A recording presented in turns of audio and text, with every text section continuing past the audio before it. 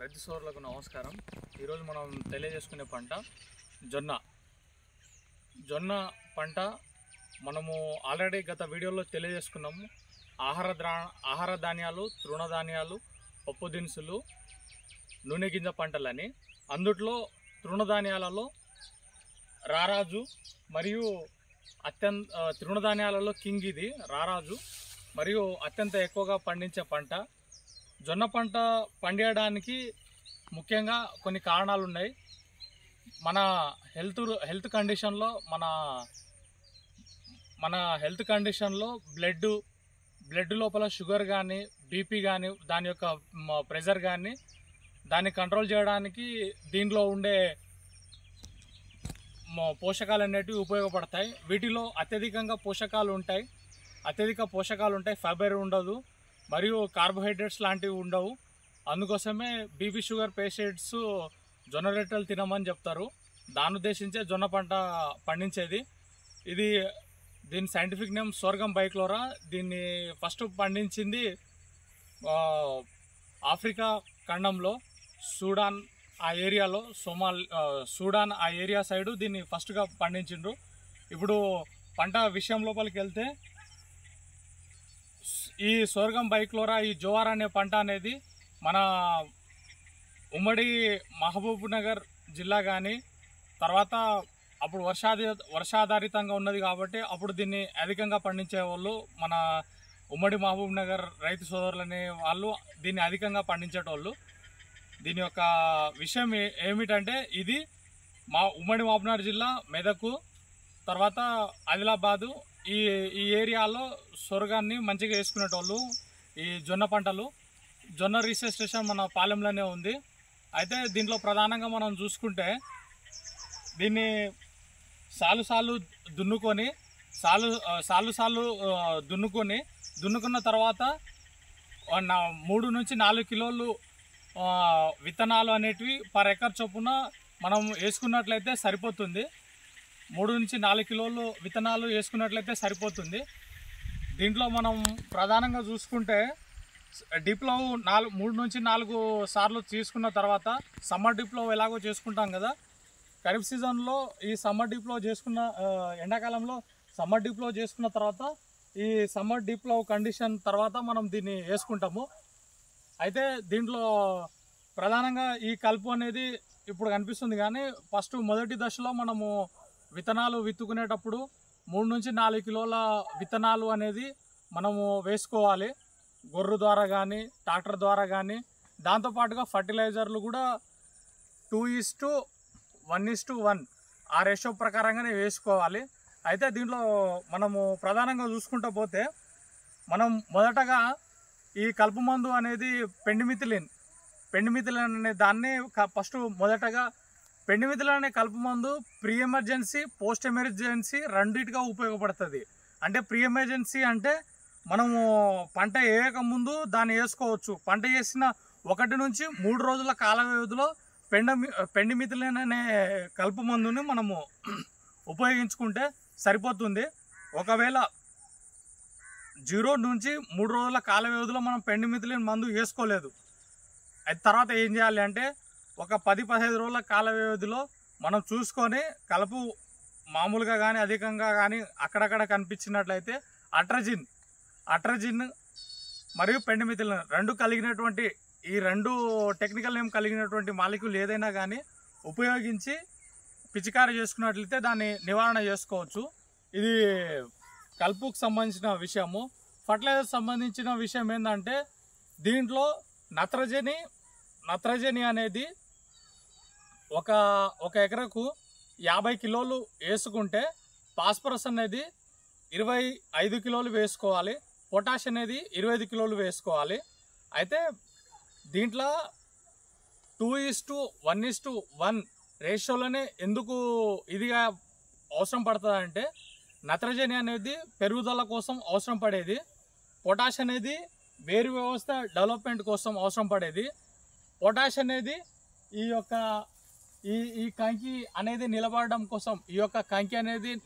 కోసం, ప్లస్ ఈ కంకి అనేది ఈ ఈ ప్రాంతము ప్లస్ ఇదంతా సరిగా నిలబడడం కోసం పొటాష్ అనే ఫర్టిలైజర్ అనేది ఉపయోగపడుతుంది. దాన్ని ఆ భాగాల్లో వాడుకుంటే సరిపోతుంది. అది ఒక ఫర్టిలైజర్ యొక్క యాజమాన్యము. దీని తర్వాత మనం చూసుకుంటూ పోతే దీని యొక్క దిగుబడి,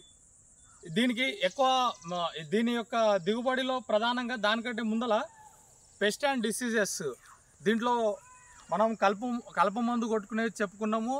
తర్వాత ఈ పురుగుల మందు కానీ పురుగులు కానీ తెగుళ్ళవి కానీ మనం చెప్పుకోబోతున్నాం. అయితే ఇందుట్లో పురుగుల మందు ఏది పడితే అది కొట్టడానికి లేదు. ఎందుకంటే దీనికి అత్యధికంగా అనేది పెస్ట్ అనేది అటాక్ కాదు, అత్యధికంగా పెస్ట్ అటాక్ కాదు. కాబట్టి మనం ఎక్కువ పెస్టిసైడ్ కొట్టడానికి అంత ఆస్కారం ఉండదు. అలాగే డిసీజ్ సైడ్ కూడా ఎక్కువ కొట్టడానికి లేదు. ఫంగిసైడ్స్ లాంటివి ఏవైనా కానీ ఎక్కువగా కొట్టడానికి లేదు. ఎందుకు ఎక్కువగా లేదు అంటే దీనికి డిసీజ్ కానీ పెస్ట్ కానీ రెండు, అంటే తెగుళ్ళు కానీ పురుగులు కానీ అత్యధికంగా అనేది అటాక్ కావు, అంటే ఉధృతి చెందవు దీంట్లో. అయితే దీనికి మనం చూసుకుంటూ పోతే దీంట్లో 3 రకాల పురుగులు వస్తాయి. ఒకటి అఫిడ్స్ అనేటివి, ఈ ఆకుల భాగంలో సకింగ్ పెస్ట్, అది ఈ రసాన్ని పీల్చుకొని బతికేస్తాయి అది ఈ అఫిడ్స్ అనేది. దీనికి డైమిథోయేట్, తర్వాత ఫిప్రోనిల్, ఇమిడాక్లోప్రిడ్ కాంబినేషన్లో కానీ బైఫినిత్రిన్, తర్వాత డైఫ్రినిత్రిన్, వాటి కాంబినేషన్లో ఒకసారి మందు కొట్టుకుంటే సరిపోతుంది. అది కూడా ఉధృతిని బట్టి మాత్రమే మందు కొట్టుకోవాలి. అవిడ్స్ అంటే తామర పురుగు అనేది. తర్వాత దీని లోపల ఈ ప్రాంతంలో పురుగు ఒకటి వస్తుంది, ఈ ప్రాంతంలో ఒక పురుగు వస్తుంది. ఇది ప్రధానంగా వచ్చేది. దీనికి కూడా ఇది కూడా రేర్ కండిషన్లో మాత్రమే వస్తుంది. ఇటువంటి కండిషన్లో మనము కొరాజన్ లాంటి మాలిక్యూల్ కంటే ముందుగా ఇమామెక్టివ్ బెంజోయేట్ లాంటివి కొట్టుకుంటే, ఇమిడాక్లోప్రిడ్ లాంటి మాలిక్యూల్స్ కొట్టుకుంటే సరిపోతుంది. తర్వాత ఈ కాండం భాగంలో కూడా తొలుచుకుంటూ, ఎలాగైతే మనం గత వీడియోలో మొక్కజొన్నలో చెప్పుకున్నాము, ఫాలార్మియామ్ అంటే కత్తెర పురుగు. దీంట్లో కత్తెర పురుగు అనేది అంత ఉధృతంగా వచ్చే సన్నివేశం అయితే లేదు. అయితే దీంట్లో ఉన్నటువంటి కాండపు తోల్చే పురుగు అనేది దానికి మనము ఇమామెక్టివ్ బెంజోయేట్ లాంటి కెమికల్స్ అనేది పిచికారి 1 ml, ఉధృతిని బట్టి 1 ml, 1.5 ml per లీటర్ చొప్పున మనం పిచికారి చేసుకున్నట్లయితే సరిపోతుంది. ఇది దాని యొక్క సంబంధించినటువంటి పురుగులు. తెగుళ్ళలో వచ్చేసి ఈ స్మట్ అనేది వస్తుంది. స్మట్ అంటే ఈ కంకి అనేది ఏర్పడ్డ తర్వాత ఈ కంకి అనేది మొత్తం బూజు అవ్వడమే స్మట్టు. ఈ బూజు అవ్వడమే స్మట్టు. ఈ స్మట్ అనేది ప్రధానంగా వచ్చేది. స్మట్ అంటే ఇదంతా బూడిదలాగా మారి రాలిపోవడం అన్నమాట. తెల్లగా అయి బూజుగా మారి రాలిపోవడం అనేది జరుగుతుంది. అది ప్రధానంగా, అది కూడా రేర్ కండిషన్లో. దానికి అజాక్స్ట్రోబిన్, డిఫెకోనజోల్ లాంటి టెక్నికల్ నేము 1 ml per లీటర్ చొప్పున పిచికారి చేసుకున్నట్లయితే సరిపోతుంది. ఇది దీనికి సంబంధించినటువంటివి. అయితే దీంట్లో మనము ఇన్ని రకాల పోషక విలువలు ఉంటాయి కాబట్టి ఈ విధంగా పండించడం జరుగుతుంది. మన పాలెంలో ఆర్ఆర్ఎస్ పాలెం దగ్గర మిల్లెట్స్ సంబంధించి రీసెర్చ్ స్టేషన్లో భాగంగా ఈ జోఆర్ వెరైటీస్ని ఎక్కువగా అభివృద్ధి వాటిని డెవలప్మెంట్ చేస్తున్నారు. మన వ్యవసాయ విశ్వవిద్యాలయం అనేది, విశ్వవిద్యాలయంలో ఇక్కడ రీసెర్చ్ స్టేషన్లో దాన్ని డెవలప్మెంట్ చేస్తున్నారు. అయితే ఈ విధంగా ఉంటుంది అన్నమాట. వీటిలో ఎక్కువ దిగుబడి అనేది 1 ఎకరాకు 15 నుంచి 20 క్వింటాల దిగుబడి అనేది వస్తుంది. ఈ 15 నుంచి 20 క్వింటాల దిగుబడి అనేది వస్తుంది. అది కూడా మనం పురుగు మందులు కానీ తెగుళ్ళ మందులు కానీ ఎక్కువ కొట్టుకోకుండా ఉన్న కండిషన్లో మ్యాక్సిమం ఈ పంటకు, జొన్న పంటకు ఇంత పోషక విలువలు ఉంటాయి కాబట్టి దీన్ని ఎక్కువ తినమని డాక్టర్లు సజెస్ట్ చేస్తారు. దీని యొక్క రొట్టి కానీ, దీని యొక్క జావార్ కానీ, రసం లాంటిది కానీ, దీని యొక్క జొన్న సంకటి లాంటిది, రైస్ లాంటిది కానీ చేసుకొని తినమని సజెషన్ చేసే దీని గురించే. మన పూర్వీకులు కూడా ఈ జొన్న సంకటి ఇట్లాంటి ఆరోగ్యకరమైనవి తిన్నారు కాబట్టి వాళ్ళు అంత ఆరోగ్యంగా ఉన్నారు.